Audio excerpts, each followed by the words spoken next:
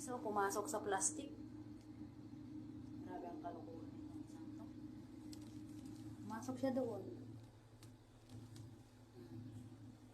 Parang tanga lang eh.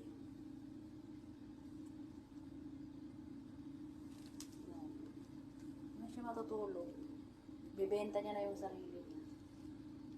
Ikaw, isa ka pa. Isa ka pa. Isa ka pa. Isa ka pa. Isa ka pa. Mga pasaway. Hinulog ko yung aquarium ko. Pumasok na siya doon sa plastic. Oh. Bitbitin na kita. Patingin.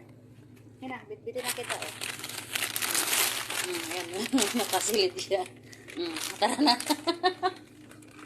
Sira ulo mo mga to, eh.